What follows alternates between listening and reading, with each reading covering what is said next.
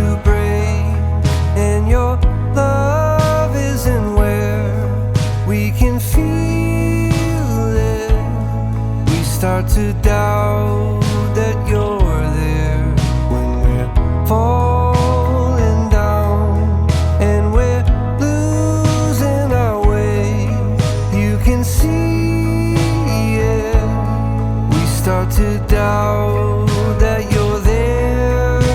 It's hard to believe in a God we can't see, but you're proving you're true with your love.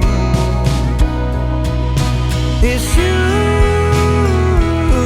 you're all that I need.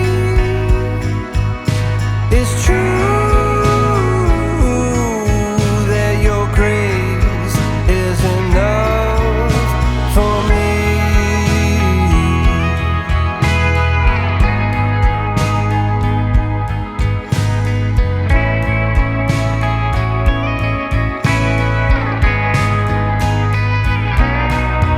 When we're proud to stand with our heart in our hand, and we've made all our plans, but you break them. It's hard to believe in a God we can't see. You're proving you're true with your love. It's you, you're all that I need. It's true that your grace is enough for me. It's you, you're all that I need. It's true that your grace is enough for me.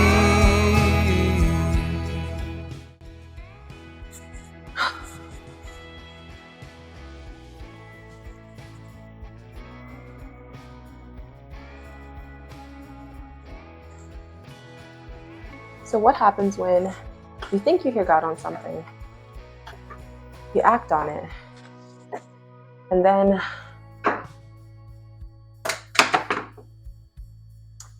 things just don't pan out the way you thought they would?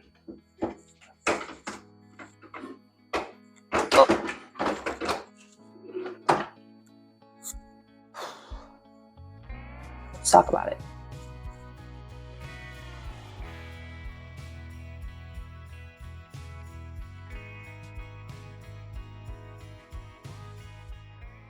You have to learn in this journey of walking with the Lord in total and utter obedience to put your fear of making mistakes behind you and be willing to let the Lord use you and use your mistakes while he uses you to teach you and to mold you through the process. You have to learn that because you're not perfect.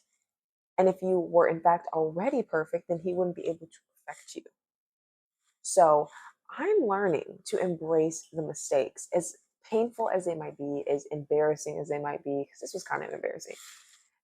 It doesn't feel good, but it helps us to grow. The more mistakes we make, the more we learn from them, the better we are, the more wisdom we can walk in, right? Mistakes are there to mold us, not to destroy us or hurt us. So I say all of this to say this. I know you all are wondering what happened after the Leave Everything Behind vlog ended on this major cliffhanger of moving yet again. This was an unintentional cliffhanger, but it actually was like perfect. So glory to God that he's the one writing our stories, because I did not plan for this. But yeah, we got called to move literally after moving an hour away from our hometown a year prior. God calls us, right? He calls us to move from Florida to Georgia. And then we move in faith to this luxury townhome that I thought the Lord called us to. Then to move all of our things into storage after that lease was rebuked in the name of Jesus, we were just homelessly hopping around from Airbnb to Airbnb. And then moving to the new place that we thought the Lord prepared for us, as you guys saw. That's where we ended off at, right?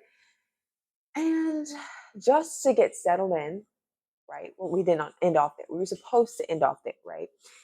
Then the curveball came, right? We just to get settled in, to be forced to move a month and a few days into being in our new Georgia apartment. I'm exhausted just saying all that. I'm exhausted. just recapping. I'm exhausted. I'm exhausted. If you have no idea what I'm talking about, this is episode 2, the cleanup of the hot mess that the Lord had to do that transpired all throughout episode 1. So if you have to go watch episode 1 to be able to understand this one. So I would encourage you to stop watching this one and go watch the first episode and then come back to this one. But if you want to do them out of order, that is completely okay too. I'm not going to tell you what to do. Do what you want to do. You have free will. Okay. So for all of the other ones, right? All of you loyal ones who watched that hour and 3-minute long hot mess, right? For the glory of God, of course. And watched until the end where we landed on the cliffhanger. I want to, first of all, say thank you, right? Thank you for watching until the complete end. Because again, not everybody was going to watch to the end, but I know that the ones who the Lord called me to make that vlog for and to start this channel for would have watched to the end. So thank you guys for watching to the end and actually sticking through the story with me. And so yeah, let me tell you guys that in order for you all to truly grasp the gravity of the circumstances that caused us to have to move out, and mainly for Jesus to get all of the glory, right? Because I want him to get every ounce of glory that comes from this story and this channel and all of my life. I would be doing a disservice to you all just to do a rough draft and an overview of what happened, just to flash the new place in your face and end it, and then not thoroughly explain everything that happened. So let's get into the said depths. Okay. For context, I feel like I have to break it all down and unpack the very important lessons I learned in the eye-opening moments that really shaped my perspective on why the unexpected events happened in the first place, because just so much that happened. And in real time, I wasn't able to process it. So I want to unpack the process of like what happened with you all. So to settle your curiosity on why did I have the mask on and why did we have to move in the first place? And I can say that that's an easy answer, right? And the easy answer is because we were never supposed to be there in the first place. We were never supposed to be there in the first place, truthfully. And you're probably like, what? Huh? What do you mean? The place was perfect. Almost perfect. It was almost perfect, right? But it all comes full circle in the end. And I will let you know why, because you're probably like, that doesn't answer the question. I know that. But in the end, stick around because it will come out. But that is in a nutshell what I realized. Like, we were never supposed to be there in the first place. But do you remember? Let's go back. Okay, so let's go back. Do you remember during the processes and packing portion of the vlog, right? I mentioned the Lord telling me during the apartment hunting process when I was crying out in exhaustion after looking for 24 hours straight around the clock for a week straight and still finding nothing, right? Do you all remember that I mentioned that the Lord told me that I was casting my net too wide, right? I was looking in Atlanta just for the Lord to I'm crying out to the Lord, like, Lord, where do you have us to live? Where will you have us to live? Where are we living? Where are we living? And, while I'm searching, I just feel like the Lord is telling me, like, you're casting your net too wide. That's not where I told you to go. You know where I told you to go. Look in that area. I gave you a specific county and I gave you a specific place. That's where you're going to look. And I'm like, yeah, you're right. Okay. And then the moment we do that, I felt like we found the place. God willing, we found the place. Lord, is it the place? We'll see. I'll come back and update you guys on that. I was looking in Atlanta, but he said, I already told you where to look. You know where to look. That's where the apartment is. right? And you would think like, oh yeah, like she said, it was in Stone Mountain, right? Well, based on how things turned out, when we got to Georgia, I found myself questioning and second guessing if I heard God wrong and if he even really said that in the first place. Like I was wrestling. I was like, I messed up. I messed up. The Lord didn't say that. Did he say that? And mind you, y'all saw me in the video. I'm like, Lord, is that the place? Is it the place?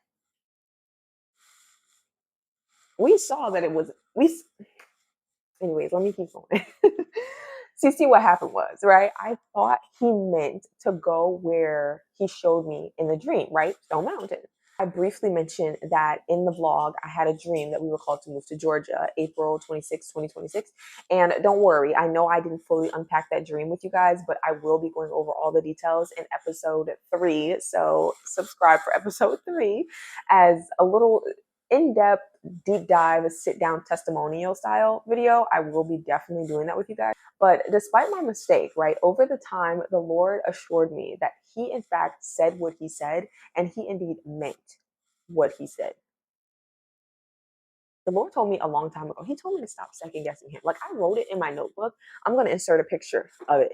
The Lord told me to stop second guessing him. Like when he shows me something, when he speaks to me, he's like, stop second guessing that you heard what you heard and that I said what I said. Stop second guessing me. Because how many times have I proved to you that I in fact said what I said and I meant what I said? And this is the same situation where the Lord's like, stop second guessing me. And I'm like, okay, Lord. Okay. The rebuke of the Lord is a beautiful thing. Okay. Okay. So I don't know why I was sitting there thinking like, oh Lord, because we're human, right? We're human. I'm human. You're human. We're human, right? And I say all of this again to say that the Lord has a very unique sense of humor. He has a very unique sense of humor. He has a very unique sense of humor because even though he saw me, y'all. Lord, is this the wrong place? I'm looking up. I'm acknowledging him through this process. I'm looking at him like, Lord, is this the wrong place? And you know what he said, right? He sees me looking in the wrong place. And after he said, I told you where to go, he spoke yet again. He spoke yet again, watching me look in the wrong place while I was in my ear. He spoke to me. You know what he said? Instead of saying, you're looking in the wrong place, that's not the place I meant. You know what he said? Y'all know what he said? I'm scrolling, looking in Stone Mountain. He let me make the mistake and instead said, don't disregard your husband's dream. He said there were stairs in his dream, right? Remember? If you watched the vlog, you remember me mentioning in my kitchen rant. No, the Lord was telling me, he was like, don't disregard what your husband said. If he said there's going to be stairs, take that into account. And I'm like, okay. So then I had to go back and I had to be humbled all the places that I was Said like, my husband had a dream the same time we were looking at apartments in Georgia that whatever place that we were gonna whatever place that we were gonna get, that it would have stairs, right? Okay, so I took what the Lord said and I then narrowed down the search, right? Narrowed down the search to 2-bedroom apartments, Stone Mountain, with an office, which was our non-negotiable because the Lord had already given me. The baby is crying. He is going crazy up there, y'all. He's with daddy. My mommy's got to record this part 2 because I've been taking so long. So, Lord help the baby. Lord help the baby. Oh, he wants his mama. He's literally like, mama. I'm sorry, baby. I hope you guys can't hear that in the background.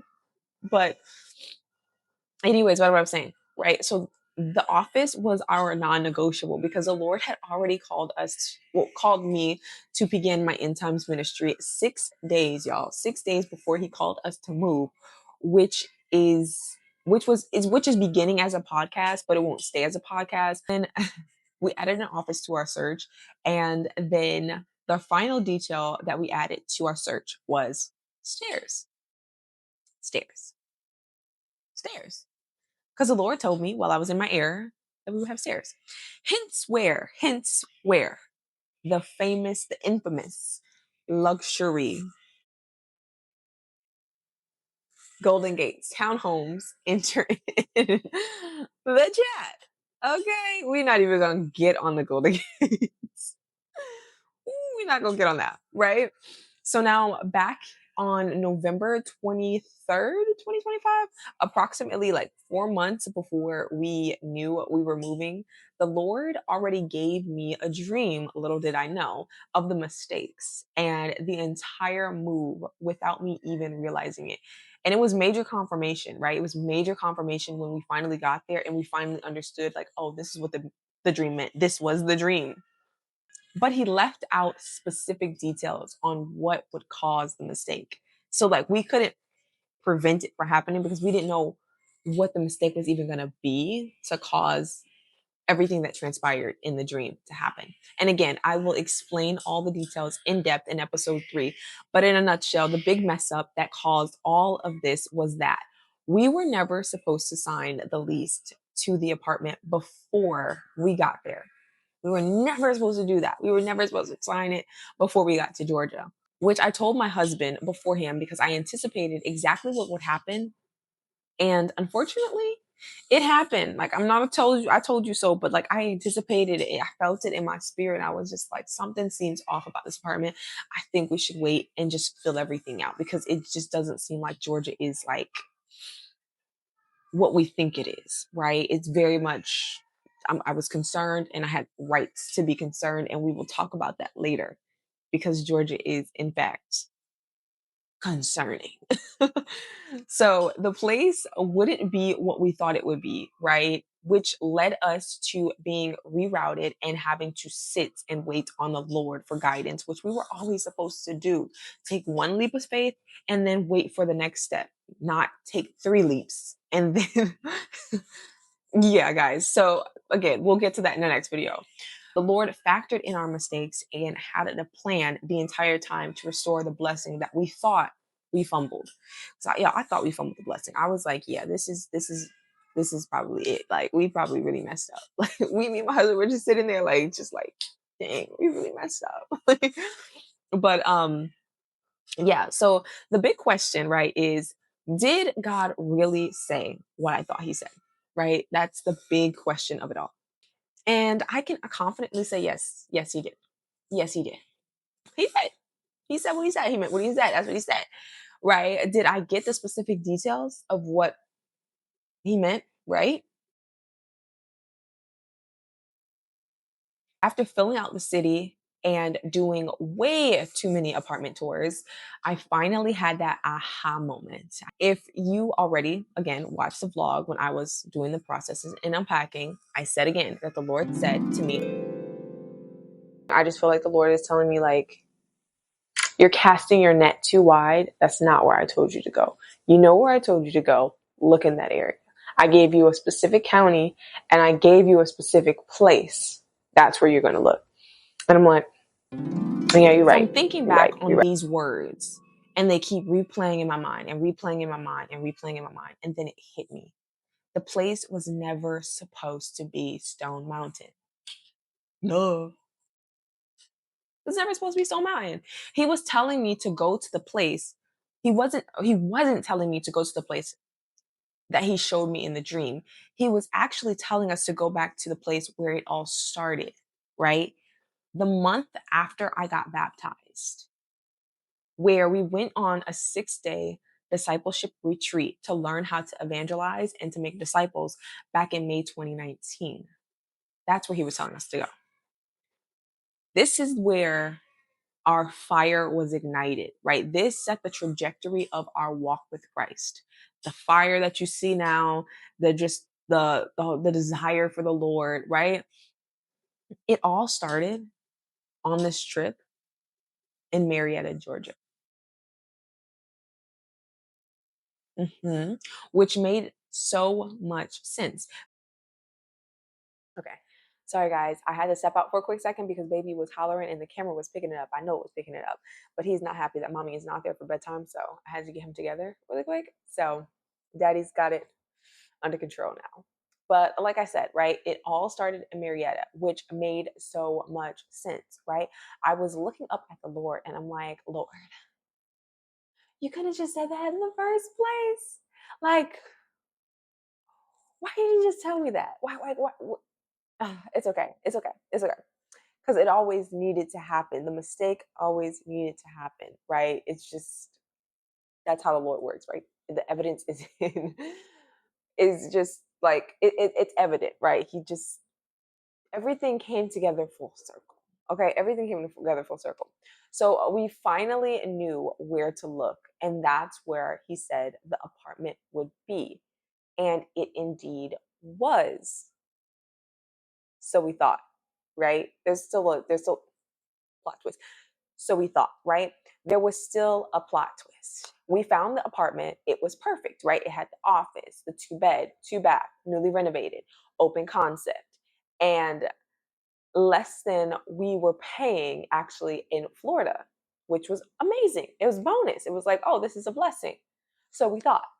So we thought.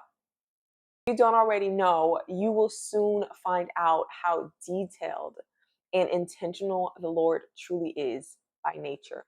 When he says, not that, not an iota will pass away in the law until all is done, I want you to know that he means that. Like, he really legitimately means that. The Lord is a God of fulfillment. He says what will happen and sees it through until it reaches completion and accomplishes what he set out for it to do. And that is a major detail about the Lord's character I experienced in my walk time and time again. He means what he says and does what he says, which is why he told me to stop second guessing him every time I'm feeling unsure about what he says, because it's like, it might be a little controversial or it might be a little difficult to grasp. He's like, stop second guessing me. I said what I said. That's what I said. Don't doubt it, believe it. Or don't second guess it, believe it. But second guessing is just doubting anyway. It's just a fancy term for doubt.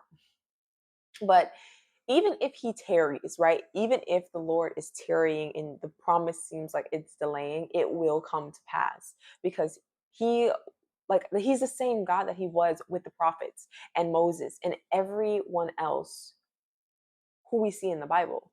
So why wouldn't we think that he would be the same God when it comes to us today, right?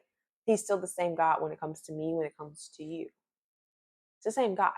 Same God that wrote Moses' story, same God that wrote Joseph's story, same God that wrote Jesus' story. Well, Jesus is God, so.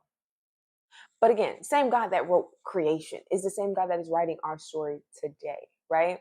Some people think, and this is like a really big, like, controversial thing that I'm about to say, but I want to say this, right? Some people think that the Lord is frozen in time. They think that he is stuck or confined to a book. Controversial, I know. And this is why so many people don't ever get to experience God in his fullness, because they cage him in, they cage him in, and they forget that the word is alive and active, right? And I have a lot to say on this topic, but we'll cover that ground in a separate video. But again, the Lord still speaks today. Like I said, his word will come to pass. Even the words he spoke over your life and my life. Nothing is ever left up to chance. Just wanted to say that, right? But back to the apartment. I say all of that to say this. So the apartment checked all the boxes except for one. Except for one. And that one box that it did not check is the very reason why we were never supposed to be there in the first place, and we had to move out. Well, we were supposed to be there because it was like a holding cell until we actually got to where he needed us to go. So everything needed to happen the way that it needed to happen. Again, like, there was nothing that we could have done differently. Like, even if we did do something differently, there still would have been a misstep in the process. And the Lord already knew that. Like, he accounted for all of this. So in our human minds, I'm thinking, well, it's close enough, right? It's close enough. It checked every box except for that one box. So maybe we were wrong, right, about the stairs, right? Maybe we fumbled that blessing, me second guessing if I heard the Lord say what he said yet again. Maybe we fumbled that blessing by moving too fast, right? So the Lord wanted us to settle for something almost or just good enough. No, no. The Lord said no. No. And like, mind you, he knows that I'm sharing the testimony because the Lord is with me while I'm doing it, telling me like, pick up the camera, document, keep going. So he knows that I'm sharing this story with him. So he's very intentional. I know he wants the glory, and I know he's like, no. That's not how it's going to be. It's not going to be like, oh, and almost. That's not how the testimony is going to go. No, the Lord created what I like to call a disruptive event. He creates disruptive events to get us so uncomfortable that let me explain. So he creates these disruptive events, right, to make us uncomfortable so that we can get rerouted back to his plans for us. And sometimes we like to say like, oh, that's the devil, or like there's like, you know, just it's just like, oh, we just think that nothing's going our way, but like whole time the Lord is just like shaking the boat, or not shaking the boat. He's sending a storm to shake the boat so you can jump in the water, right? Similar to how God responded to Jonah going to Tarsus instead of going to Nineveh. And while this is not the same story, God used a similar method to redirect us and guide us and lead us on our path. So once we got to the apartment, the first indicator was that we quickly realized, right? Now let's get into the details. We quickly, expeditiously realized that the floors were made of literal paper. Paper.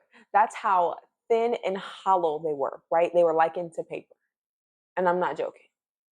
It felt like we were quite literally walking on eggshells. Every step sounded like an obnoxiously loud step, even when we were like tiptoeing. I'm like tiptoeing on the floor, and I'm like, why can I hear the floor echo throughout the house? Like it makes no sense, right? And mind you, we're sandwiched in between two people. So there's someone living under us, we're on this level, someone's above us. Why? Because the other apartment that I looked at before, a few apartments that we looked at before, I said no to, that were on the ground level, because I was like, they're in the back.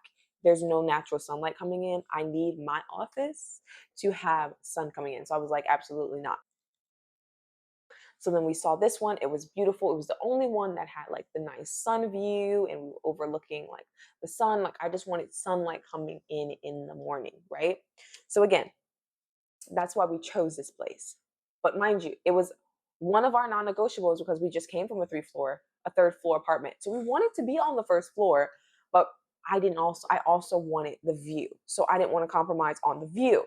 So I compromised on what level it was on. So many mistakes were made. So many mistakes were made. So we actually ran into our neighbor below us while we were moving in, and his name was Daniel. And I remember asking him how the noise level was. And when he answered, he said it was extremely loud. Like he didn't waste any time. He's like, it's loud. It's extremely loud. And immediately I felt horrible. I'm like, I'm so sorry. I'm so sorry. And he sees the boys, like my three sons with me, you know, who naturally just run, jump, and hop, crawl, stomp all day long. They're boys, right? They're children. May I add? They're children and they're boys. So, you know, I just felt horrible because I'm like, I know he can hear us and our noise because we make noise. So yeah, I was mindful of the noise, and then I heard our neighbor who was above us, and oh Lord, it was so loud. It was so loud. A few days like into us living there, I'm hearing them walk, and I could literally map out their steps as they walked. And I'm not even like exaggerating, right? I could hear them stomp when they're not even stomping, right? They're walking from the bathroom to the kitchen, from the kitchen to the office, from the chair rolling in the office to them getting up out of their office, to them just, I heard everything. I could hear the toilet flush upstairs. Like I'm hearing everything, right? And one morning I was actually getting ready for church, and I heard the sounds of lovemaking. Okay. Sheets rattling audibly. I'm hearing beds squeaking. And I'm sorry if I'm being a little bit too descriptive, but I'm telling you guys, like I'm hearing audibly sounds. I'm just like, I don't want to hear this. I was so disturbed and disgusted at the same time. And I'm like, Lord, I pray that they're married upstairs doing this, but it doesn't even matter if they are.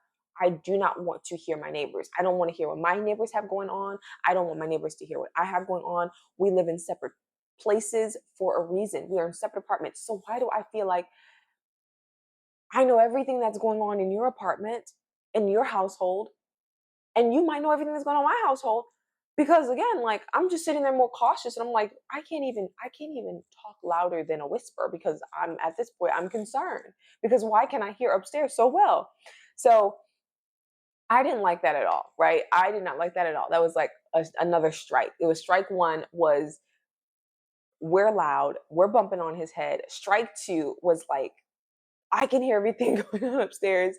And the other thing was like this was what really broke the straw. This was the straw. This was the straw that broke the camel's back, which was why you guys saw me wearing the mask in the first place, right? My neighbor, Daniel, was an entrepreneur, which meant he was home all day long, every day, nearly like never left the house, right?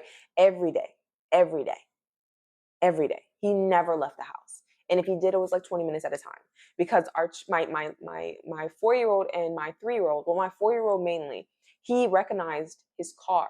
So he knew because he was there when we first met him. So he knew his name, he knew his car. So when he looked out the window and he seen his car, he's like, okay, Daniel's home. But then when he seen him get in his car, he's like, oh, Daniel's leaving, Daniel's leaving, Daniel's leaving. Daniel get in the car and drive away. Mommy, can we jump? Mommy, can we run? Mommy, can we jump? Mommy, can we run? And I'm like, go ahead, go ahead, go ahead, go ahead, go ahead. They would run, they would jump, they would run, they would jump. And then he's like, he looks outside, he's like, oh, mommy, Daniel's back. Daniel's back. We have to sit. And I'm like, yeah, you have to sit. It was so sad. It was literally so sad. It was breaking my heart every day. And also, like, I'm a stay-at-home mom, aka I'm a home engineer because I work for home. Some people don't think it's a real job, but it is. I just, in fact, don't get paid for it. Okay. So, so I'm a stay-at-home mom. So I'm home all day as well. And it just so happened that his line of work was in the smoke industry. In the smoke industry, right? Which means he was an excessive smoker, an excessive smoker. Our apartment air quality was being smothered in secondhand marijuana smoke. Like when I say smothered, I mean it was so bad that it smelled like we were the ones smoking, lighting up a joint and just hotboxing the house. That's how bad it was. And not only that, but he hotboxed his house about 5 times a day. Talk about a disruptive event. Talk about a disruptive event. And like I understand where he was coming from because I used to struggle and battle with a marijuana addiction just as a vice to just get through life. So like I understood, but at the same time, the walls were that thin and all that smoke coming up was absolutely not okay. And not to mention that, right? I felt like it wasn't normal marijuana. I felt like it was mixed with some other drug because it wasn't an ordinary secondhand smoke, symptom that I was feeling. I felt like it was something that was really overpowering and like taking over me. But I could be wrong. But again, I felt like in my spirit, he's mixing something else in this drug and it's not safe for us to be here. And I began to feel the effects. They began to take over me. I was having like post-traumatic stress kick in from the toxic mold that we had went through a few years prior. So I thought it was like mold at first, but I could not sleep whatsoever. I was literally living like the whole time we were living there. I slept from 3. I would go to sleep at like 3 a.m. or 4 a.m. and I would wake up at like 8 or 9 o'clock. And I would still have trouble physically getting out of bed. So like I would be up, but I physically could not get out of bed. So like I'm just laying there and like I just feel so sick. Like I could not get up. And that's why I thought it was like mold or something. But I'm like, no, it's the smoke. Right? Because what was happening was he was hotboxing in the living room and then he would go to his room and he would smoke in his room. So we're in the master bedroom. So of course, while we're sleeping, I'm getting all that smoke, right? While he's in the kitchen, while we're in the kitchen, I smell it heavy. And when I go outside, I can't smell it. But when I come in the house, that's when I can smell it the most. I won't even say, yeah, I'm going to even take it that far. Like I was miserable. I was a foster home child. So I know, like I've lived in a lot of places, like I said, and this was the most miserable I had ever felt. ever in any other place that I have ever been.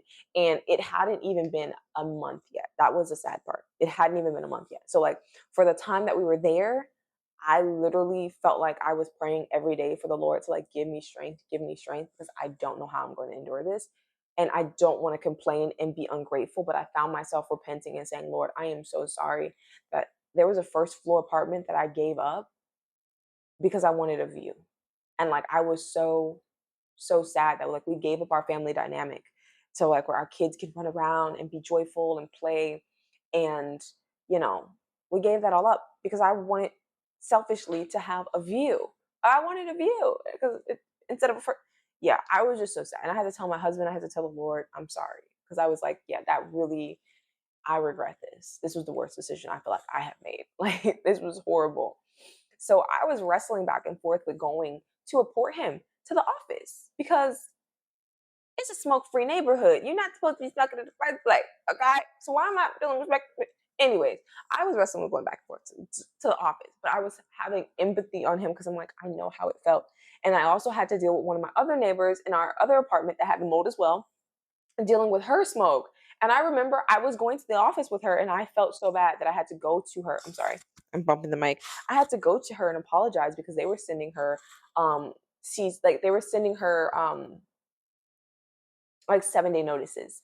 And I had felt so bad, and the Lord convicted me to go upstairs and just have a conversation with her and apologize. Mind you, I had gone up there before to try to talk to her, sent notes and everything, and it didn't work. And they cursed me out and closed the door in my face. But then I just felt bad and just like, let me talk to her and just apologize that, you know, that was happening, and just telling her that I understand where she's coming from because I too dealt with the addiction, you know, evangelizing in this and actually being Christ-like instead of just getting upset and in your feelings. So I had to tell her my testimony and like apologizing to her. And did it get better? No. She smoked on the patio sometimes instead, but still, you know, it was just, I just kind of just let it go because I was like, yeah, I just felt guilty and convicted. But yeah, so I was wrestling with going back and forth and wanting to report him to the office. And when I was taking too long, I guess, to take action, the Lord, I guess, just stirred up Daniel's heart. And he decided to complain about us. When I didn't take action, he decided to complain about us to the office first. Mind you, he had never come to us to speak to us. And he said, it was okay, right? It was never okay, the Lord said. It was never, I felt in my spirit, the Lord was telling me, no, it's not okay. It's gonna be a problem. So yeah, so he complained about us first in the office because we were making too much noise. We got a noise complaint about the running, the jumping, the screaming. Our boys were doing all of those things. They were running, jumping, and screaming, right? Because they're kids. And the floors are just not made for anything except for tiptoeing. So mind you, like I had been yelling at the boys all day, every day, just like saying, sit down, sit down, sit down, sit down, sit down, stop running, quiet feet, sit down, sit down. So I'm yelling at them all day and it's exhausting and I hate it because it's like, it puts a strain on our relationship. It puts me and like just overdrive because that's what I'm doing all day, every day. Mind you, I'm home all day, he's home all day. So that's all we're doing all day long is yelling, sit, sit, sit, sit, sit, sit, sit, sit, sit. It was frustrating, right? So they'll sit, right? They'll sit, but the longer they sit, the harder they will play when they finally are free. Why? Because they're suppressed. They're suppressing their testosterone. They are boys. They are naturally rambunctious, adventurous, just full of joy, full of life, especially at this age. So they're suppressing it. So they need to run, they need to jump, they need to yell, they need to do all the things because it's built into their DNA. That's how God created them. So that's when the curveball began to curve after that complaint, right? Even more so because the same day I sent the email and I end up going to the office that same day to speak with them about the noise and explain to them, like based on the unit and how it was built, there's no soundproofing, right? So the papers are like eggshells. They're eggshells. And I then explained that I wasn't trying to do like a tit for tat situation, but I did have my own complaints as well, and explained to her how I had been feeling and the noise levels also from my neighbors, the sickness, and the smoke. Right. And when I said the smoke, she immediately started typing on that. And she's like, oh, I think I know exactly who you're talking about. This isn't the first time. Oh, da da da. Okay. So before I got to the office, I had already prepped my husband that based on how everything was going, that we most likely would be moving into another unit. So I had to like prep his heart because I'm like, yeah, 9 times out of 10, just based on everything that's going on, we might move. We might be moving. And he's at work and he's like, oh, I don't really feel like moving again. Da, da, da. But I'm like, yeah, you know, we're probably it's coming there. It's getting there. It's getting there. So just prepare your heart. I don't know what they're gonna say, but prepare your heart because that's what I'm going to ask them if we can move because I cannot stay here anymore. Okay, I cannot live here. I won't. I was like telling the Lord, like I can't do a 12-month lease in this apartment. I cannot. I cannot. So once I told the property manager that all our things were still practically in boxes, and I had told her that I was just like so miserable and depressed at this point that I couldn't even get out of bed and to even unpack everything. Like it was just overwhelming because again, like I'm a night person. So like I'm always busy during the day with the boys, taking care of them and all the things. And then at night is my time to clean and get things done and all these other things. And I feel like I can't because I'm making so much noise by just moving a box or pulling things from side to side. So it was overwhelming. So I was like letting her know all of this emotions that I was feeling. And yeah, so I had told her like, all of our stuff is practically still in boxes and we are open to moving to another unit because the noise that they're hearing, they're not going to stop. The noise complaints are going to continue. And they were very understanding. She was like, they're kids. That's what happens. As long as you're not making noise at night, then there's really nothing we can do about it. But I'm like, at the same time, like I wanted our neighbors to live comfortably. Like I felt horrible and I don't want to be a nuisance to him. And even if, it's like, oh yeah, I could just say it would be selfish and be like, oh yeah, whatever, he can deal with it. I don't want to do that because I know what he's hearing. And that's not fair to him because he pays to live here and he deserves to enjoy his home. Even if he's like making my life hard. Okay, he's being a nuisance to us. She agreed and gave me a few available units to go look at that were the same floor plan as ours. So I took the keys, told my husband, we went to go grab my husband, get the boys in the car, and we just drove around the neighborhood all day. And we were looking and looking and looking and looking and looking. And it was nothing. All of the apartments were still sandwiched in between two people, or they were on the top level, and we just did not want anybody under us. So we found nothing available on the ground floor or at least with our floor plan. So she said like, hey, are you open to looking at like a different floor plan or like you open with like, maybe extending your budget? And I was just like, yeah, I gotta ask my husband, but like, I think that we're kind of like set on this floor plan and we're kind of set in this budget. So there was no other options that we were looking at that moment, right? So we kept looking. I kept looking on my phone excessively. Like I was every minute of every day. Like I just kept refreshing the website, and I just kept looking. And a few days later, we found one.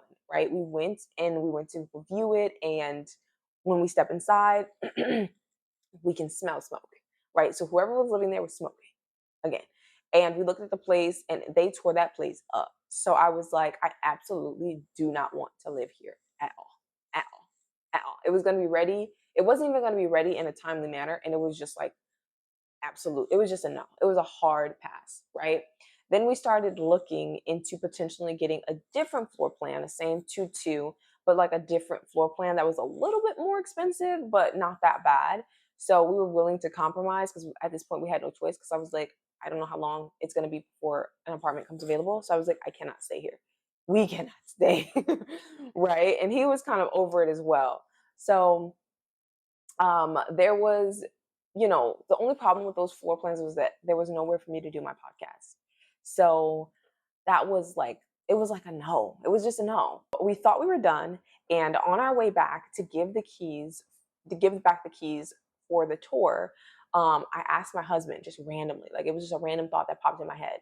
I was telling him, like, hey, maybe, we can go and just waste some time and just look at a townhome for fun. Cause I know he had been ranting about the townhomes for so long, like nonstop for some reason. Like we were playing soccer outside of the house one day and he was just ranting about like, oh, I really wish like we got the townhome, and like I wonder what the townhomes look like, because we had some townhomes in our neighborhood. And I was like, you know, he was just ranting about the townhomes, and I was just like, but we can't afford the townhome. Townhome's like $2,000, and that's absolutely absurd. So he's like, you know, just ranting about the townhome. And then we're at the office and I'm like, hey, like maybe we can go just waste some time, just look for fun. So he agrees, of course, because he wanted to see what they look like. Anyway, so he agrees, and we go view the townhome, and they show us three. One of them is like more like an apartment style. Like it was just like a garage, front door. You come right in, you go up the stairs, and right up the stairs, like everything's on the same levels. 2 bedroom, 2 baths, and a nice open kitchen with like a patio. And, you know, we were looking at it and we were like, oh, this is nice, this is cute. But then we're like, the stairs are too dangerous for our son. Mind you, like, we're not, that's out of our price range. So we're not even really like looking to buy. We're just looking to, just for fun, right? We're just looking for fun. So then there was the other two that were actual townhomes, and we go view one that was unrenovated first. So we go into the one that's unrenovated and we look at it and we're like, absolutely not. Like it was just not cohesively, like it was the same like layout, but it was just like, it was just no. It was a no. It was a no. So then we go and we look at the renovated one that was actually next door. And y'all, we fell in love. We fell in love. And this townhouse actually had like a garage, and it was just decked out. It looked exactly like our apartment, but just with more square footage and just 10 times nicer. Like my husband's just like falling in love. And he's like, man, this is so nice. Like, you know, I could do this. And like, he's just like talking it up. And I'm just like, you really want this townhouse, don't you? He's like, yeah, I want this townhouse. And like, we're like looking at the price and seeing how much it was. And he was like, honestly, if it was like this, it was like 2,300 a month, right? 2,300 something a month. Not even 2,300 flat a month. It was 2,300 and something a month. But he was like, oh, if it was like 2,000 flat, I would really be willing to pay it. And I was like, seriously? You would pay $2,000 for rent? He was like, yeah, for this, I would. And I was like, okay. I was like, okay, nice to know, nice to know, nice to know. So then we end up going back to the clubhouse, right, to give the keys back. And while he's driving, I'm looking on the website at the townhomes to see if like there were any more available. And there was actually one that was available. And it was I was like, there's not one for $2,000, but there's one for 21 something. Not even 21 flat. I was like 21 something. He's like, is it 21 flat or is it like 21 something? And I was like, it's 21 something a month. And I was like, oh, it's right next to, you know, where we were. So why don't we just turn back around and then let's just go look at it, because we already have the key. So why not? Right. So we turn back around and we go and we look at this townhome, and he's immediately, as we're driving into like the area where the townhome is, he's like, oh, this is the part of the neighborhood that I wanted to live in. This is the part I was talking about, because this is like the nicest side of the neighborhood. Like it just looks so clean. It's so nice. It's well kept. It just looked picture perfect. So we pull up to the townhome, and you know, before we even go inside, he's just like, look at the outside. Wow, this is so nice. Like, look at the landscape. And he's just going off. Like, he's just loving everything and just naming all the qualities of the townhome. So I'm just cheesing because I'm like, wow, like he's just like, my husband was just falling in love. Like he was falling in love. And I'm like, you really are in love with this townhouse. I was like, don't get your hopes up now. You're going to make me sad now. You're getting a little happy. So we walk inside, and we know that it looks just like the other one, but we just wanted to see the difference of like why one was cheaper and one wasn't. So when we walked in, we're like, oh, it doesn't have a garage. That's why. So it didn't have a garage, but it looked exactly like the other one. Just had a different fridge, I guess. So it did have a different fridge, and I think different faucet fixtures. Well, other than that, it was practically the same. So we again falling in love. The only thing that was like a issue was like it smelled like wet dog when we walked in. It just smelled like a big wave of wet dog when we walked in. So we just knew that whoever lived here before just had a dirty dog that was just running around, and it just smelled horrible. So we get back to the car, and he's like, no, I can do this. He's like, this is worth it. I could do this. And I was like, if we were to get this townhome, right? I'm saying this in the car as we're backing out. I'm like, well, as we're getting in the car, I'm like, if we get a townhome, we would literally be eating peanut butter and jelly every single day for breakfast, lunch, and dinner. Just to afford this place. And when I said that, hear me when I say this, moment I said that, he was backing out of the parking lot. And while I'm saying that, the Holy Spirit rebuked me in real time. In real time. Remember how I was like, oh, he seen me searching in error and he could have said something, but instead he just spoke and said, oh, remember the stairs? So while I'm saying, he jumped in the conversation and rebuked me immediately. And he says to me,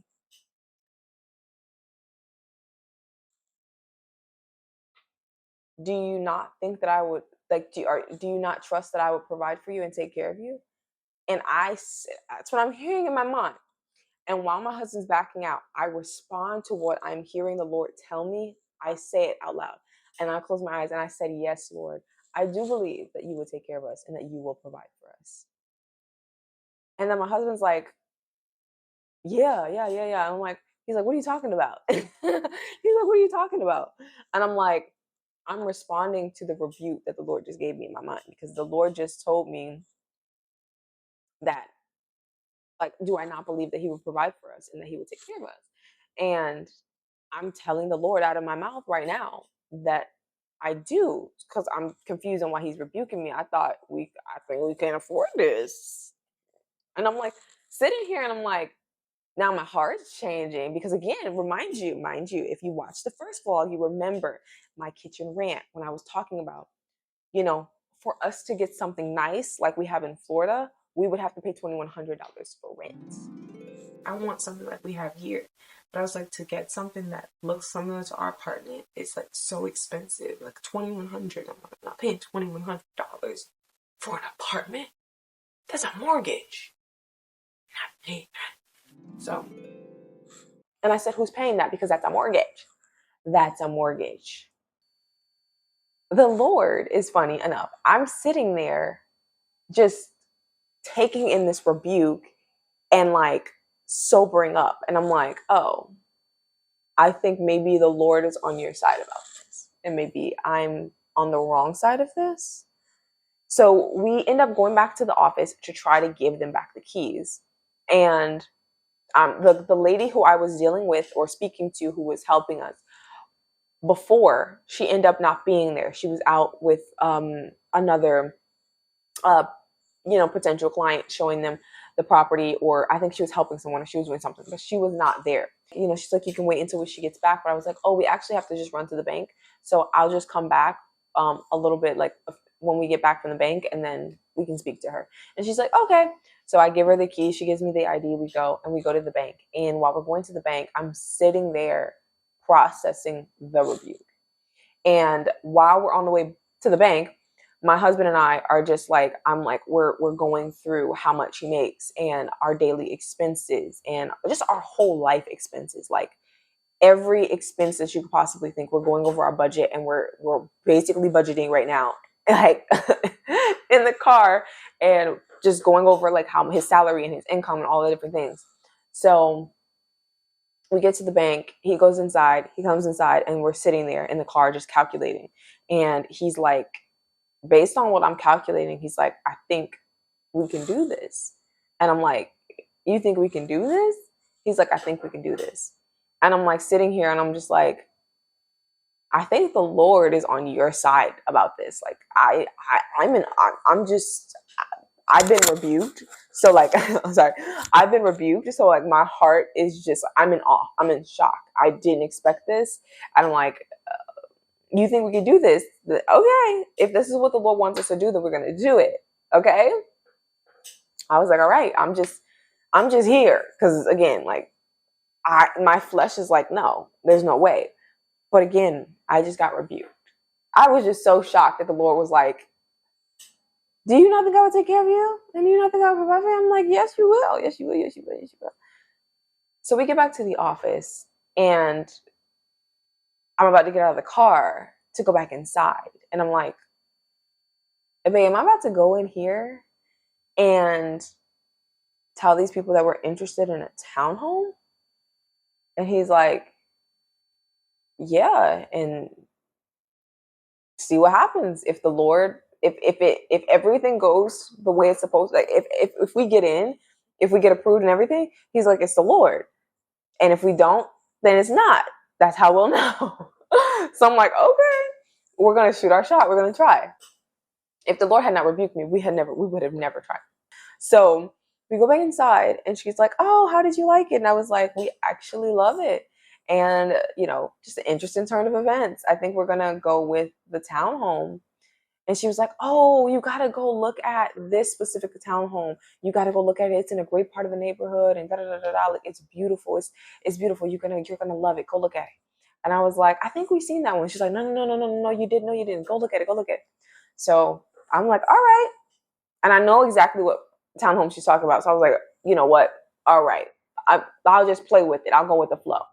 So I take the keys. I go back to the car and she's ranting about this townhome that she thinks that we would be perfect for. So let's go look at it. And she was like, I think she's the same one she's talking about. She was like, and she gave us the number of it. And she was like, I think that's the same one we just saw. I was like, I know it might be, but let's just go see if it is. I just want to see something. So we go back. And as we're pulling up, we pull back into the same part of the neighborhood that's where he wanted to live. And we pull up and sure enough, it's the same one that we had just went to go see on our own. So this time when we go inside, I take the boys with me and I leave my husband in the car. I take the boys with me and we go and I just showed them the place. And I'm like, just letting them run around and I'm letting them run upstairs. And I was like, how do you guys feel about if we live here? And they're like, oh, I love it. I love it. I love it. I was like, well, God willing, maybe the Lord will allow us to live here. Maybe this will be our new home. I don't know. And they're just running around and they're doing laps and they're just letting out all of their built up stress and testosterone. They're just letting it loose. They're just running around. So we got back in the car and he was like, Daddy, I love it. Daddy, it was so nice. God willing, maybe God will let us live here. So then we go back to the office and I was like, yep, that was the place. That was the place that my husband was ranting about. We fell in love with. And she was like, okay, yeah. So when you want to move in? And I'm like, as soon as possible. And she was like, okay, I can have it for you this weekend. And I was like, wait. What? Wait, hold on, wait. And I'm thinking in my head, like, maybe we should slow down. Maybe we're moving too fast. I was like, okay, because I wasn't planning on having to answer that question because I wasn't planning on that being the plan. So I'm like, okay, hold on, wait a minute. I was like, no, maybe we should move August 1st just so that we're like not having to pay like partial rent or whatever. Like maybe that's a good idea. Maybe we'll just move in August. And she's like, okay, yeah, we can do that. I'll just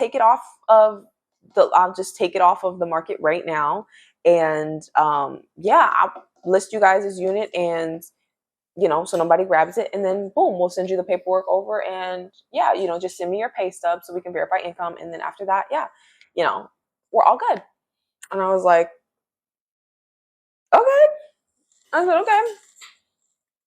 I'm still processing. Like, it's not hitting me that this is happening. So I'm like, okay.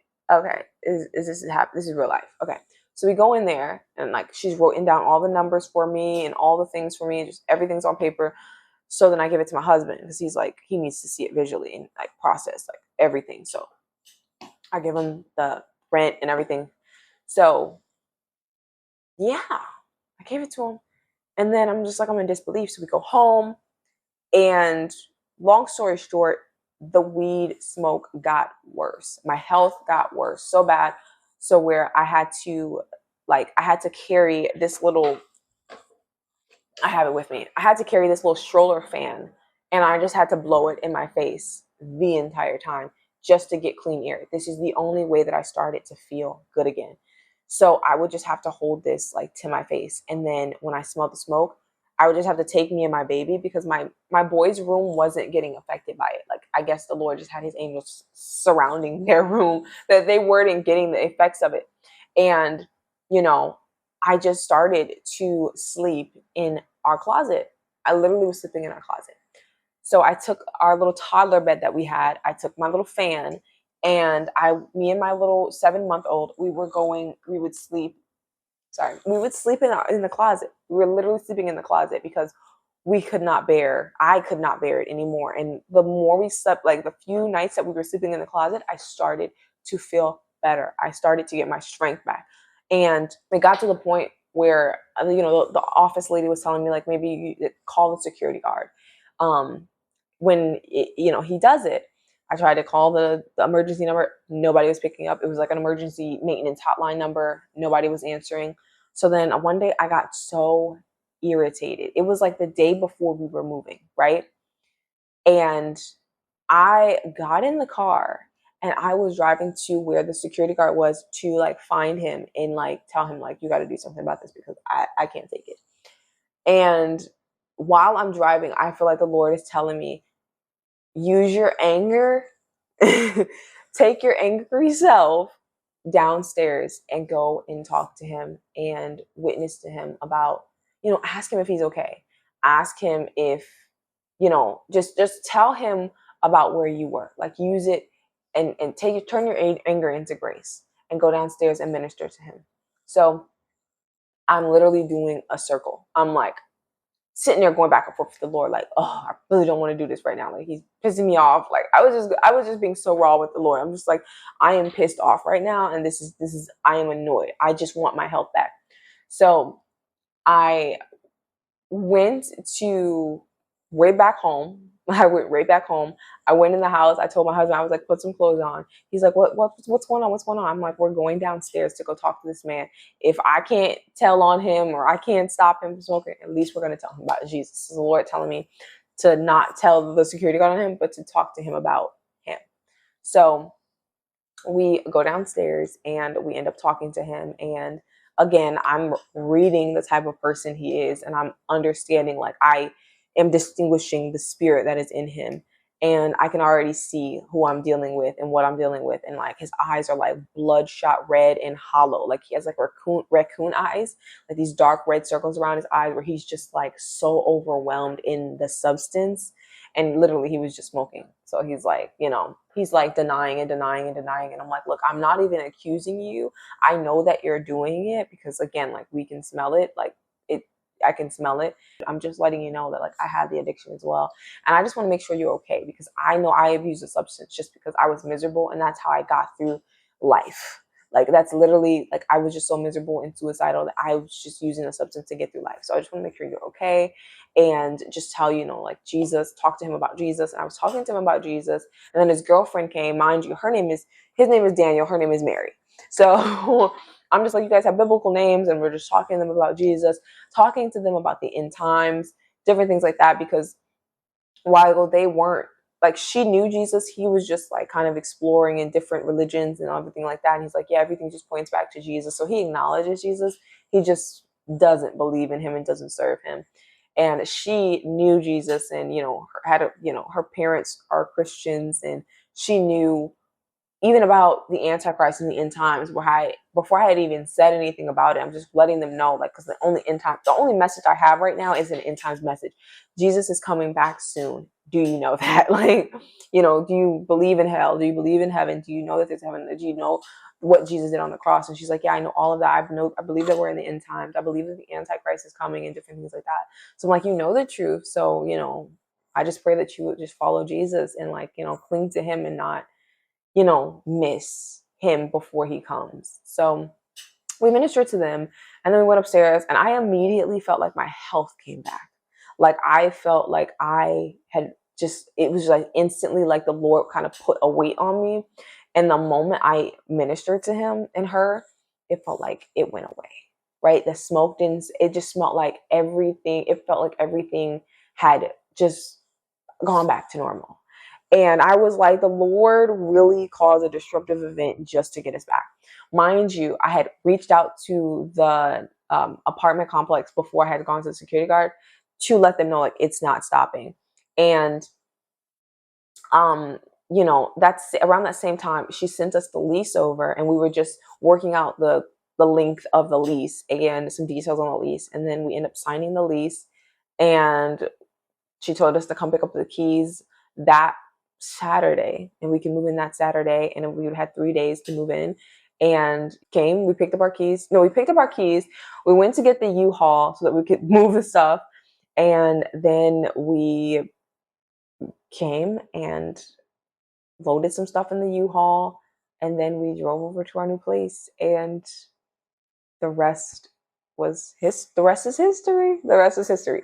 So long story short, right? That's why I had to prolong the story, because it would be so silly for me to just be like, oh yeah, we got a new townhome. The Lord said there would be stairs. There are stairs. That's why I wanted to kind of draw the story out, drag the story out and go in depth, because the Lord would not get all the glory if I had skipped all those details and just like told you, oh, I was wearing a mask because my neighbor was smoking, and because he was smoking, we had to move out. The noise was crazy. We ended up getting looking for a townhome on accident, got the keys to that townhouse. Now we live in a townhouse, boom, done. Like, I just feel like it wouldn't have been the same had I had not explained thoroughly. And those who need to hear the story will hear the story. Again, like, I'm not trying to reach the many. I'm just trying to reach the few who are the ones that I'm called to. I know that they'll watch into the end. But I say all of that to say that we are living in the promise that the Lord said. So when I say that, the Lord is a God of fulfillment, and he is a God that is detailed and intentional. He said everything that he said, right? He said that it would not only be like, I needed my office, right? Somewhere to do my podcast. It had to be in Marietta. And he said stairs. And we had our own non-negotiables as well. But our non-negotiables were like a long list when we were doing the apartment search. And then we had to narrow it down. And the funny thing enough is, when we got this townhome, like, everything that we gave up to find an affordable place, we got everything and more that we wanted in the first place. So we were redeemed from the mistake that we made the first time, but we were also redeemed from, like, the first townhome was like so discouraging and so, like, it was just horrible, right? And I was so excited in the video, like, I'm dancing. I'm like, yeah, we got, like, the only thing we hated was, like, we love going outside and we love being active. Mind you, we have 3 boys. So getting outside was hard, walking up 3 flights of stairs. That's what we were like, oh my God, we're so thankful for this apartment, but Lord, 3rd floor. So now we're on the 1st floor, but we have 2 levels.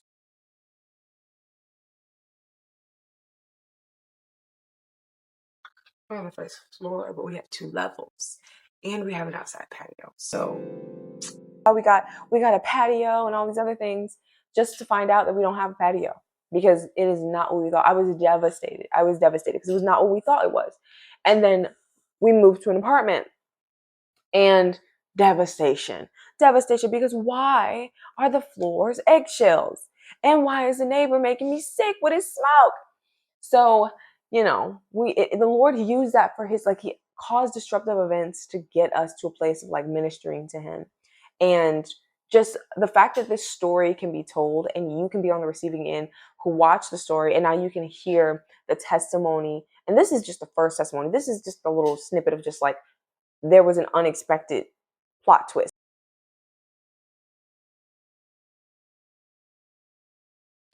Sorry, guys, my camera battery died again because it's been a long yap session.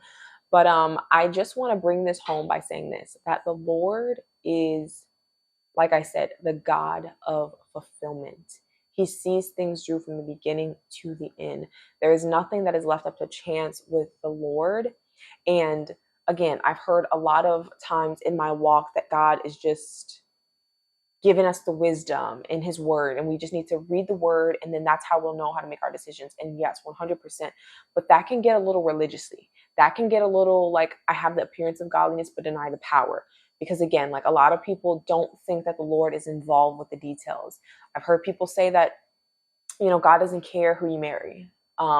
If you're a believer and they're a believer, it's written in the word, get married, right? It doesn't matter who you get married to. Just get married. Like, what do you need to pray for? I've heard a minister say specifically those words. I've heard people say that, like, God doesn't still speak. He stopped speaking with in Revelation when he stopped with the apostles. He stopped speaking with them, right? And I just think that that's a lie. That's a lie from the pits of hell, because the Lord says to trust in me. The Lord says to trust in me and lean not to your own understanding. Acknowledge me in all your ways, and then I will make straight your paths. So if that's what the word says, then we can combat the lies of the enemy with that. And I just want to be a testimony to the fact that, not that like I'm boasting in the ability that, oh, I can hear God and I'm just so prophetic and oh my God, all this other stuff, right? I don't boast in my ability that I can hear God. I boast in God's ability to speak to said mere human. Okay. I'm a mere human, but the Lord, this is evidence. I'm just stirred to tell my testimony because I have so many miraculous moments where, like, my husband's like, your life, like, our life is like a movie. And like, your life even before me was a movie. And then I'm on the phone with his dad today. His dad's like, you just need to write a book, because like, I just believe everything that you're saying. Like, it's just like, I just know that what you're saying is from the heart. Like, and you just need to write a book. And I'm like, yeah, my life probably is a little crazy and probably abnormal, but we'll see about the book. But yeah, like, the Lord is just so faithful, and I've tasted and I've seen how the Lord works, how the Lord moves, how active and present He is. He's alive and active. He's not chained to just what we've experienced, or our secondhand experience of Him. Like, that is just a gateway to get us in to like understanding Him. But then there's a whole lifetime that you'll have to live with the Holy Spirit inside of you, guiding you and leading you. A lot of people think that, like, they believe in the Bible, but then they believe that the Spirit of the Lord is just not there. That the Spirit of the Lord is not alive and active. Like, God is just sitting there passively, just waiting to come back, and He doesn't care what happens in between. And I'm like, no, like, the Lord is really present in our stories, and He cares about every little detail. He's intentional about every little detail. If He cares about where I live, right? If He cares about, he could have said, just go to Georgia, right? And the rest of everything else could have been negotiable, right? I was like, oh, maybe the apartment was like, it was very much negotiable. It was never negotiable. He said what He said, and He meant what He said. And He was never going to let us settle for almost or good enough. He has a plan for my life. He has a plan for your life. And whatever He spoke over you, whatever He told you, maybe you don't know what He told you. Maybe you don't know the plan for your life, but the Lord has a plan for your life. And I would encourage you to get in alignment with God and say, Lord, what is your plan for my life in this season, in this moment, right now? And what is your plan for my life overall? You know, because a lot of times we're making mistakes and we're leaning on our own understanding and trusting in our own abilities and not trusting in the Lord.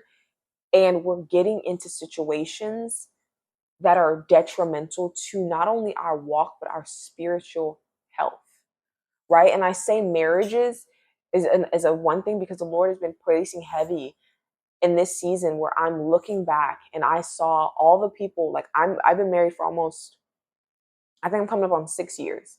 And I'm looking back at all the marriages that came with us. And I'm watching as all of those marriages are falling apart. Like, majority of them ended in a divorce, and they didn't even pass like 4 or 5 years. So I'm in awe and I'm shocked. I'm like, why, Lord, why? If it didn't matter who they married, if they're just a believer or whatever. But the Bible says that, don't be unequally yoked with an unbeliever, right? And I say all of this because my story, this testimony that I just walked through with the townhome and signing a covenant before we actually could test and see the spirit of the environment, and to see if it was really authentic, if it really was what it said it was, right? We went and signed a lease before we had ever tested the fruit of said place, right? and the spirit of that place. And I'm just thinking back on all of the things that I'm witnessing in my life, and I'm with the Lord, and He's showing me like so many marriages are failing, and he said they were going to fail. And I'm listening to testimonies of the people who are in these situations, and they're saying, like, the Lord showed me red flags. I'm hearing so many times, the Lord showed me red flags before I had got married. I didn't listen to them. There were warning signs that I wasn't supposed to get married to this person, and I didn't listen to them. So then you unequally yoke yourself with someone who says they're a believer. And it's not even like blatant unbelievers. It's people who say they're believers, who say that they're one thing, right? The deception. And then they're actually something else. Wolves in sheep clothing, there to devour the sheep, right? They're sent by Satan to look like the real thing, to look like the authentic thing. And you making the human mistake of like, oh, well, God said marriage, or so maybe this is right? Thinking that God said one thing when really he said another. Thinking that one thing was for you when really God had something else for you. Thinking that, oh, I can settle for almost or good enough, when the Lord said, no, that was never my intentions for you. I had plans for you.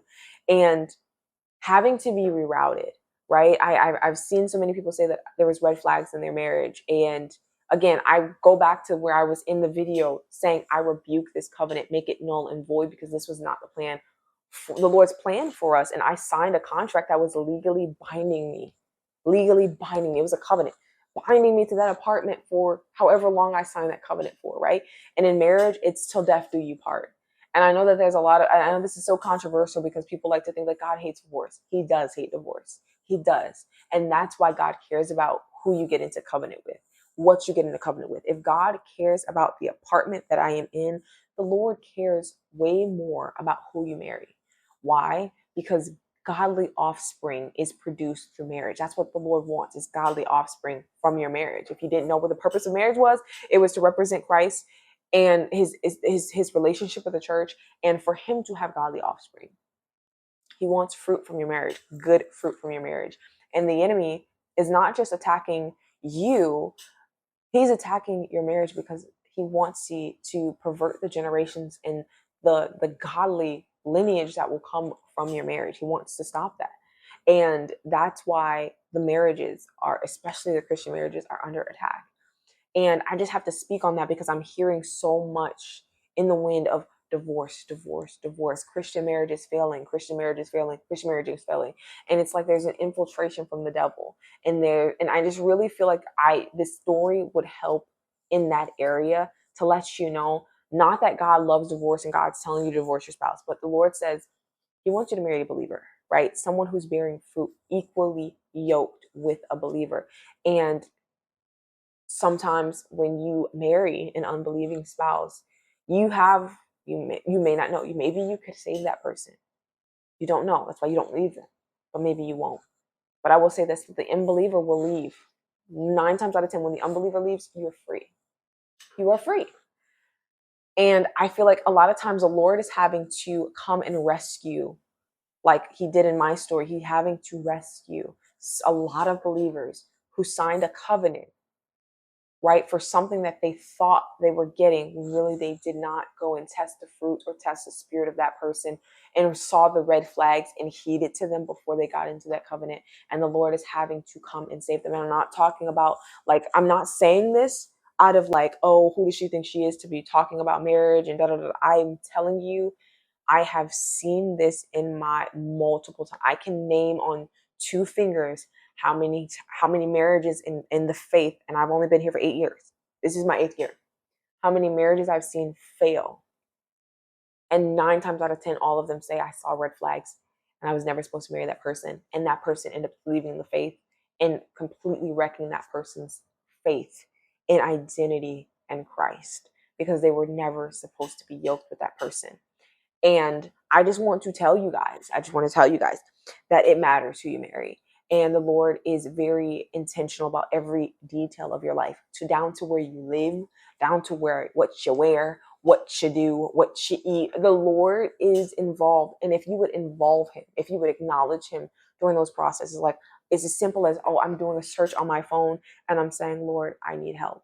I'm stuck. Speak to me, right?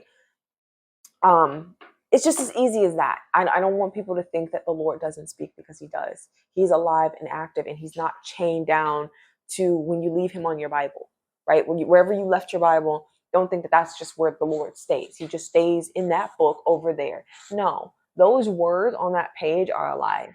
They are a person, right? And there wouldn't even be enough books to contain all that Jesus did and saw. There's so much more to the Lord that we don't even know, because there's not enough books that would be contained of all the things that he has done and spoken. Those are stories of people walking with him. And there's books of our life that are being written right now.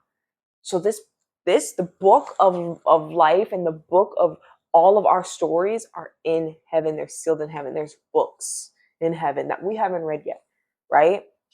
The Lord is the word. Everything else will pass away, but he is the living word.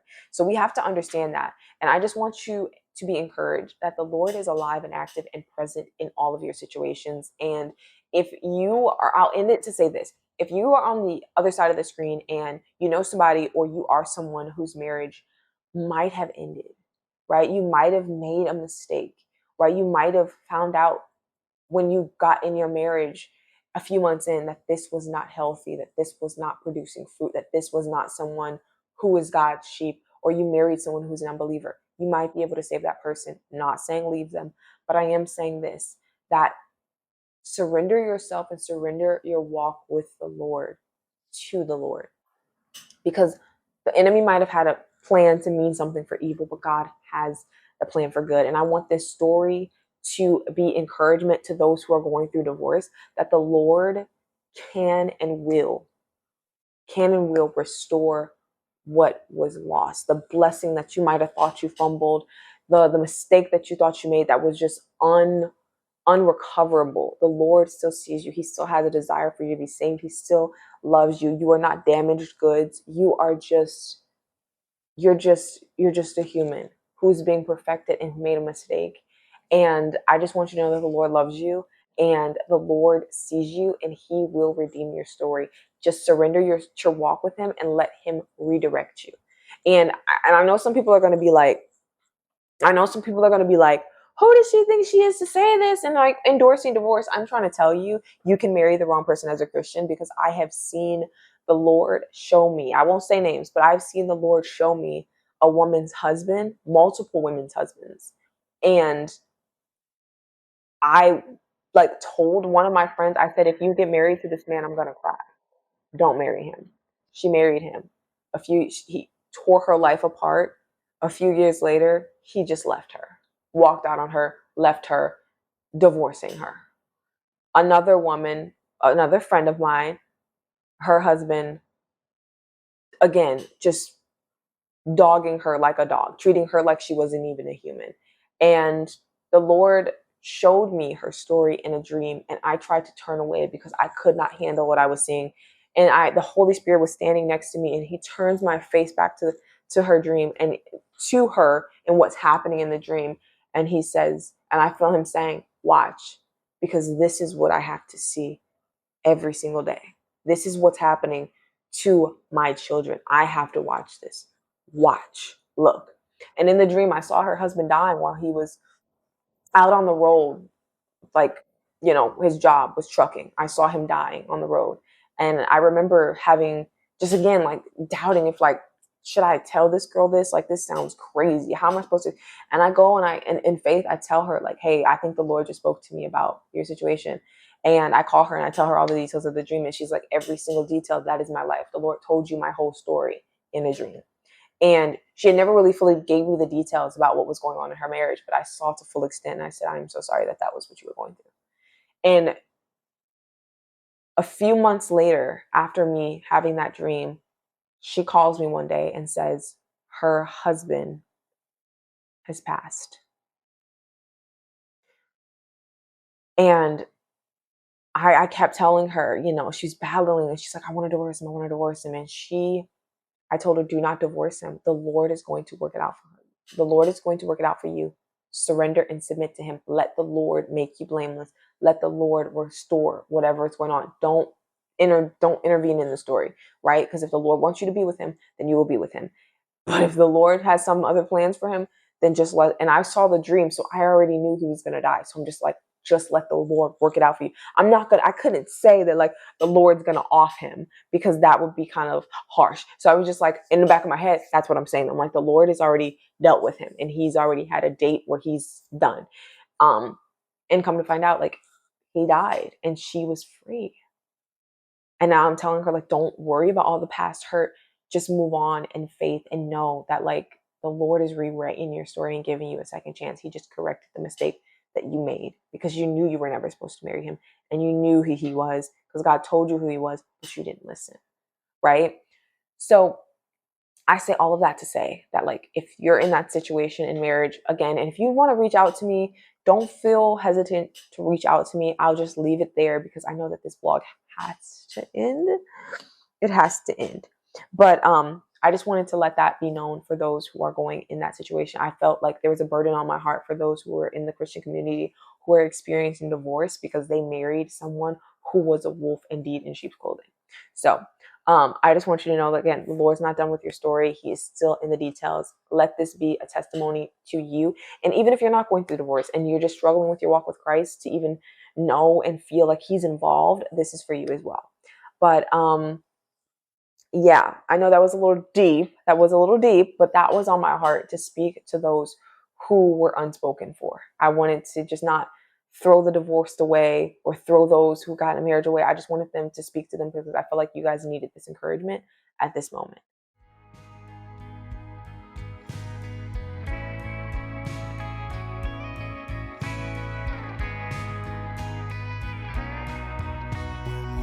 Proud to stand with a heart in our hand, and we've made all our plans, but you break them. It's hard to believe in a God we can't see. You're proving you're true with your love. It's you, you're all that I need. It's true that your grace is enough for me. It's you, you're all that I need. It's true that your grace is enough for me. Right. Okay. You know where I'm going. So there's another cliffhanger, guys. Unfortunately, another unexpected turn of events. I was planning on ending the video, but then the Lord threw another Texas-sized ranch in our plans. And this one is not the same as the last one, because the last one, we knew that we were moving. We knew where we were going. We don't know how this is going to end. Bad news. Y'all remember the 2022 Toyota Avalon that I was telling you guys that I'm having to serve at 2019? Our car is having issues. Not only is our car having issues, the car that my husband needs to get to work, now he has to go find a new job with because he got fired today. Yeah. An hour ago, he came home and he called me and he's like, yeah, I got bad news. I'm like, what? They called me into the office and I'm fired. Like, effective immediately. Like, today's my last day. Fired. I said, you're joking. You're joking. I know you're joking. No, I'm not joking. Okay. Okay, Jesus. So the Lord tells us move into a townhome. Not we move to the apartment, beautiful. We move to the townhome. We're paying $2,100 plus for rent. Now we have no income, and the car that we need to now find a new job with is acting up. And I have to go serve at 2819 and join the prayer ministry, pray for other people. I need prayer. I need prayer. So yeah, I'm extending the video. Cliffhanger. I cut it out of the vlog because it was too long, but then we end up getting 3 rentals. And I felt like the Lord was giving us a test drive at newer cars. And just to let us know, because I'm like, Lord, the whole time I'm driving it, I'm like, Lord, you're teasing us. You're teasing us. You're teasing us. Because the first one was the Honda. I said, absolutely not. The second one was something I told my husband not to get. He got a Jeep Renegade. I said, you don't take this back. Your car is bigger than this car. Don't want to drive this car. Car had issues. And then we got the third car. There was an SUV. And that car, the moment I got into it, when we picked up the keys, because we got it on Turo, right? We got it on Turo. The moment I got in the car, I said, wow, I felt the Lord telling me, like, pull your camera out. This is going to be the car. And I was apologizing to him yesterday because I was like, Lord, I feel like you were telling me to pull the car out to take a vulnerable video, a timestamp to say, like, I feel like the Lord is saying that this is our car. We got in that car. We fell in love with that car. My husband fell in love with that car. That car was the most comfortable car we had ever driven in. I just have to testify now yet again. And will we get another car? I don't know. Will I take you along the journey? If we do, yes, you will know. But yeah. And about the job, because how can we get a car if we don't have a job, huh? How can we get a car if we don't have a job? The Lord is mighty, and He is the author and the finisher of our stories and our faith. So I'm just putting my trust in the Lord. And again, this was the third place that we found, and then we had 3 rental cars, and the third one, the Lord was pulling on my heart, telling me, like, this is it. This is the car that you're gonna have. So I'm like, okay. We'll see about that. We'll see. So yeah. So I know this on the other side of the camera. You're probably like, well, again, ain't no way. Yes, this is my life. This is not a movie. This is not a joke. This is not funny. It's not funny. Lord, this is not funny. It's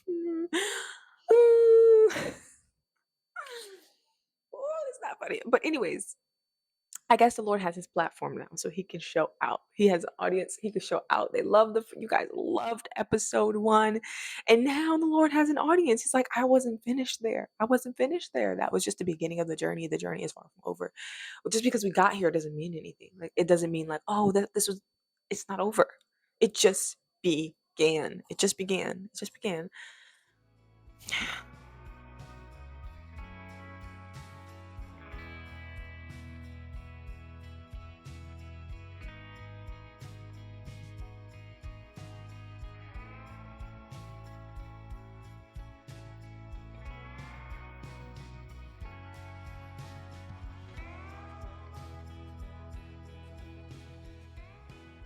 I have faith. Lord call you to serve at 2819. Show you a dream. You on a prayer ministry. You in a prayer team. Whole time your car not working.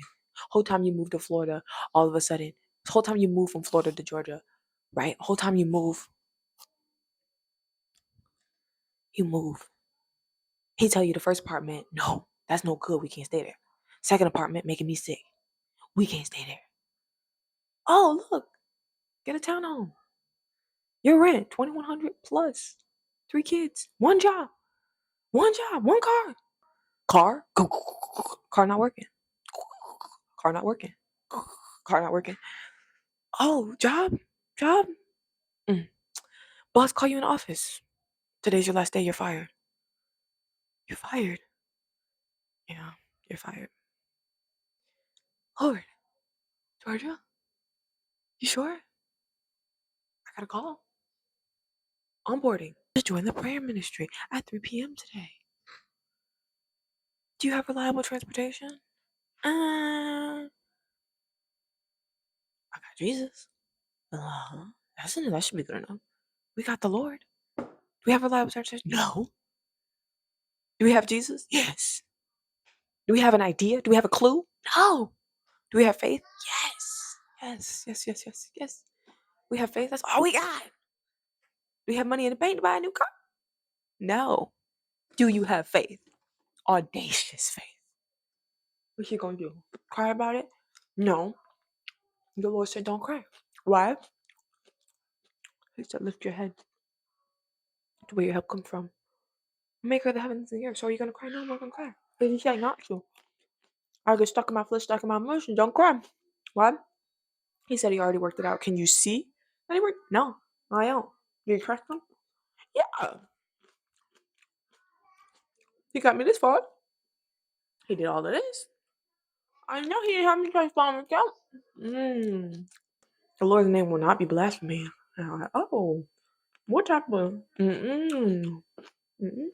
where's your God? Right here. Right here. Amen. That's what is resorted to, stress eating. We will bear fruit in everything. We will abide. Our fruit will hang low. Low, low, low. Much fruit, much fruit. That's what the Lord said. We can trust Him.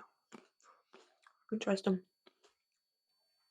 This is interesting. I hope this is not going to be a regular thing. I really hope that this isn't going to happen every single time.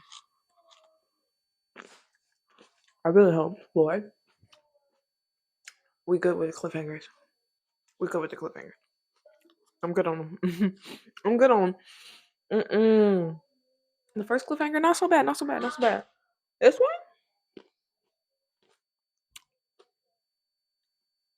Hanging by my teeth.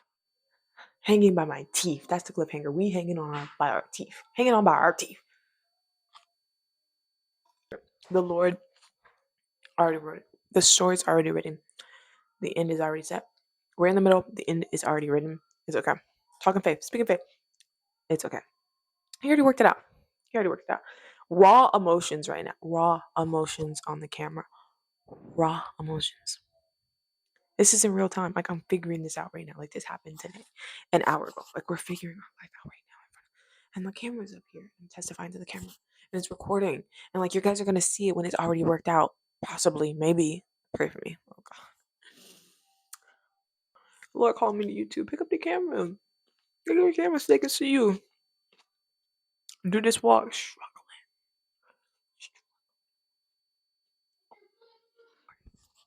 Onboarding call 3. And tell them why.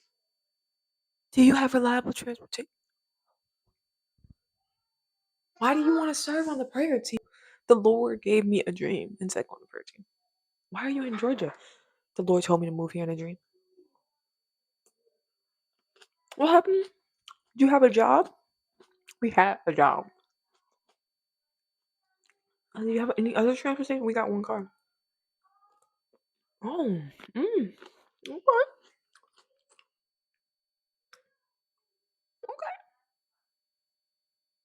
You sure you ready to serve?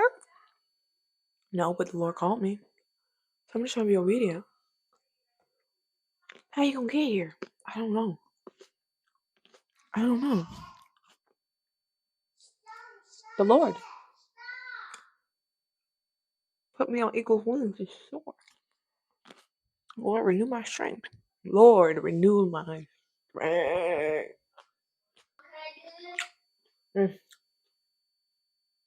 Groans too deep for words. Type of life.